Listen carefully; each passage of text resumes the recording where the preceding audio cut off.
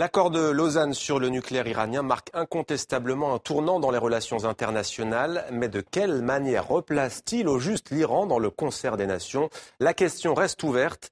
On va la poser ce soir à un professeur au Collège des forces canadiennes à Toronto. Pierre Pallavi est l'un des meilleurs géostratèges du Canada. C'est aussi un descendant de l'ex-famille impériale du Shah d'Iran. Il est né à Téhéran, il est français et il fait paraître aux éditions Perrin Le marécage des ayatollahs. Une somme de près de 600 pages sur la révolution islamique iranienne. Bonjour Pierre Pallavi, merci d'être avec nous en direct de Toronto au Canada. Alors première question, comment analysez-vous 4 jours après l'accord conclu à Lausanne en Suisse entre les grandes puissances, d'un côté emmené par les États-Unis et puis de l'autre l'Iran?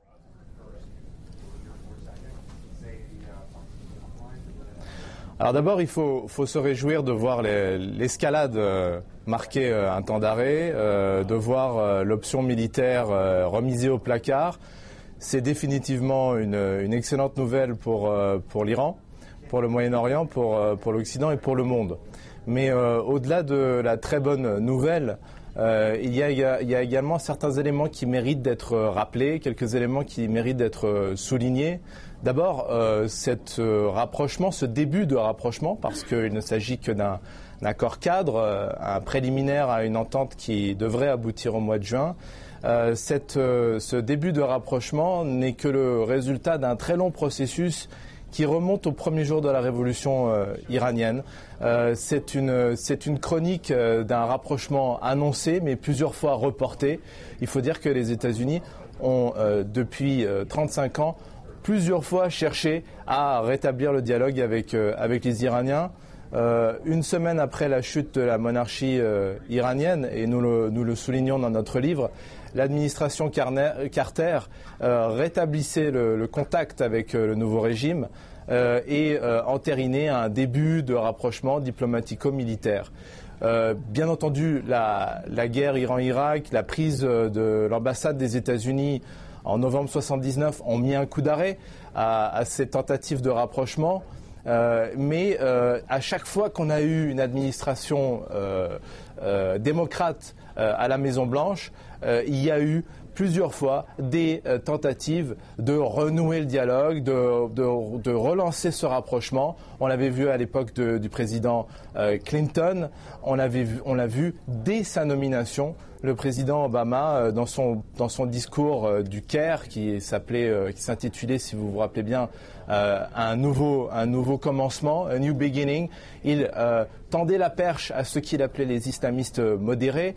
Et une de ses premières initiatives de politique étrangère avait été de souhaiter le nouvel an iranien, le Nowruz, aux Iraniens. C'était le début de sa politique de la main tendue vers les Iraniens. Donc c'est un très très long processus et au cours de ces dernières années, la Maison-Blanche n'a fait que ménager les modérés en Iran et notamment le président Rouhani et son ministre des Affaires étrangères Zarif. Donc il n'y a pas véritablement de surprise dans le réchauffement qui vient de culminer avec la caution diplomatique que viennent de donner les accords de Lausanne à ce début de rapprochement. Mais c'est un élément historique.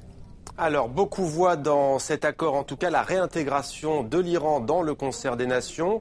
Vous êtes, je l'ai dit, un des descendants de la famille du Shah d'Iran. Est-ce que cela signifie, selon vous, la fin d'un rêve pour une bonne partie d'Iraniens de retour à un régime non religieux ?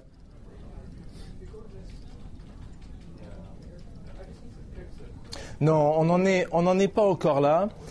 L'une des caractéristiques du régime islamique, si on le compare notamment au régime nord-coréen ou à un régime comme celui qu'avait connu l'Albanie pendant la guerre froide ou même à un régime stalinien, c'est un régime extrêmement souple, extrêmement flexible et capable de s'ajuster au contexte international.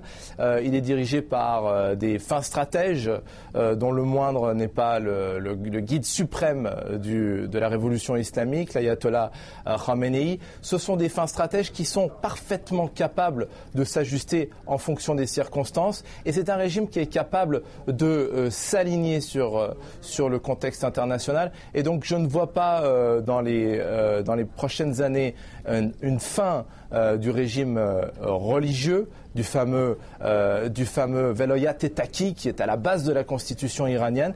Néanmoins, on peut constater depuis 2009 un processus de militarisation du régime qui cohabite très bien, et c'est ça la caractéristique de ce régime, qui cohabite très bien avec la gestion du pouvoir exécutif par des modérés comme l'ayatollah Rouhani.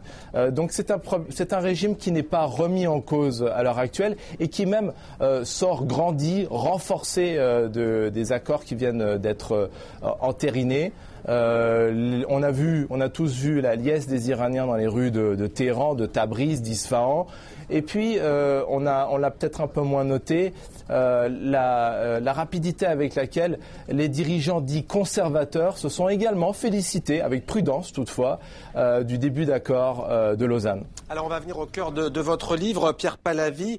Une question tout de même sur la position de la France, position dure, position incarné par le chef de la diplomatie française, Laurent Fabius, tout au long de ces négociations avec la délégation iranienne. Quel est votre avis? Comment interprétez-vous cette position donc de la France, loin de celle de l'administration Obama?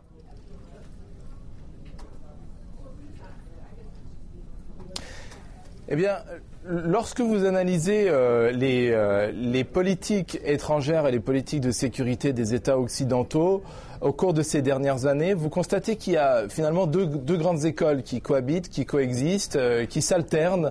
Et les négociations de Lausanne ont été l'illustration de cette coexistence, de cette cohabitation de ces deux lignes. On a d'un côté la ligne incarnée par le président Obama. C'est une ligne qui descend en droite, qui est l'héritière, si vous voulez, de la politique qui avait été lancée par le président Carter. C'est une ligne politique de dialogue, d'ouverture, de coordination avec les États du tiers-monde. Certains la qualifient de politique tiers-mondiste. C'est une politique plus ouverte, si vous voulez.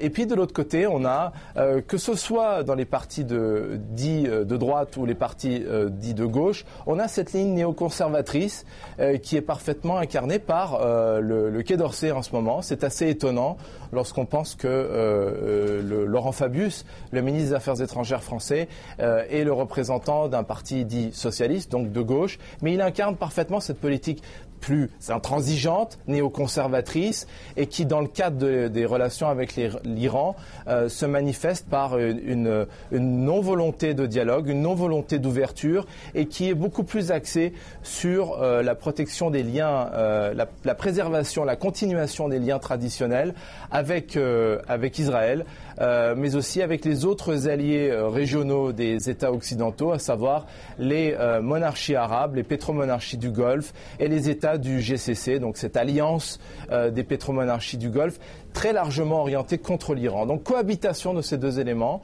La France semble continuer dans cet axe-là, dans une certaine mesure, parce qu'il y a également du pragmatisme dans la politique iranienne. Les industriels français, comme d'ailleurs les industriels allemands ou européens, lorgnent du côté des opportunités que laisserait entrevoir une réouverture du marché iranien. Donc on est pragmatique, il n'y a pas de dogmatisme, mais il y a bel et bien cette coexistence entre deux écoles, deux styles de politique étrangère. Alors l'histoire des relations entre la France et l'Iran, en tous les cas, n'est pas neutre. Vous soulignez d'ailleurs dans votre livre comment l'ayatollah Khomeini a manipulé l'Occident lors de la révolution, avant la révolution islamique de 1977. L'Occident et en particulier la France.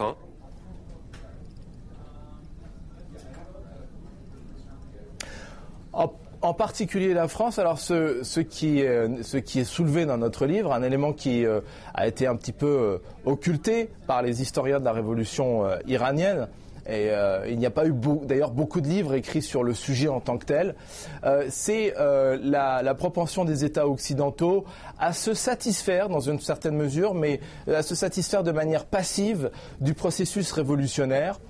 Nous soulignons que le dernier empereur de Perse, Mohammad Reza Pahlavi, s'était rendu coupable d'un certain nombre de provocations vis-à-vis des Occidentaux, dont la plus importante était le quadruplement triplement du prix du pétrole. Il était l'un des instigateurs de cette décision de l'OPEP de quadrupler le prix du pétrole en 1971, ce qui avait causé le premier choc pétrolier. Donc un traumatisme à la fois politique, diplomatique, mais surtout économique pour les Occidentaux. C'est sans doute l'une des raisons pour lesquelles les capitales occidentales, et en particulier Londres, Washington, mais aussi Paris, ne se sont pas empressés de préserver, de maintenir la dynastie Pahlavi au pouvoir et ont vu leurs intérêts paradoxalement converger avec les forces révolutionnaires incarnées par l'ayatollah Khomeini. Cette convergence d'intérêts qui trouve notamment son élément symbolique, si vous voulez, son illustration symbolique avec le fait que le guide, l'ayatollah Khomeini, s'est installé pendant près de 3 mois à Paris, d'où il a coordonné la révolution iranienne, à travers d'ailleurs les médias occidentaux, la BBC, mais aussi beaucoup d'organes de presse occidentaux. Il a, à partir de Neauphle-le-Château, près de Paris, il a dirigé, orchestré sa révolution, son retour en Iran, son retour d'exil, et donc le triomphe de la révolution s'est fait dans une très large mesure à partir d'un pavillon de banlieue situé près de Paris. Alors d'une certaine manière, le Moyen-Orient, disons-le aujourd'hui, on l'a vu tout à l'heure dans l'actualité avec le Yémen, mais pas seulement, la Syrie, l'Irak. Au fond, n'est-ce pas une bonne chose d'avoir un Iran relativement stable? L'un des pôles de stabilité n'est-il pas aujourd'hui, a fortiori, l'Iran?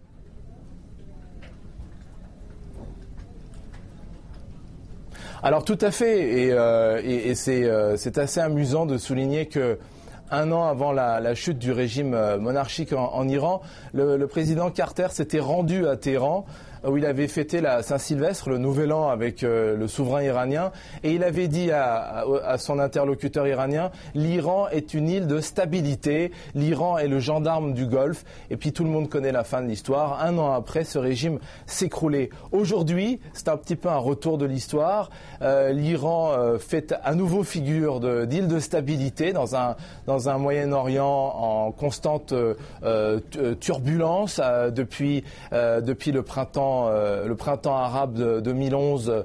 Plusieurs pays sont dans une situation de guerre civile, en déstabilisation, et l'Iran fait figure effectivement, comme vous le soulignez, d'arbitre de la situation, et notamment en contraste avec les illuminés de l'État islamique en Irak et en Syrie. L'Iran apparaît paradoxalement comme un État relativement modéré et fréquentable à nouveau. Merci beaucoup Pierre Pahlavi. Je rappelle le titre de votre livre, Le marécage des ayatollahs, une histoire de la révolution iranienne. Merci à vous d'avoir répondu à nos questions en direct de Toronto.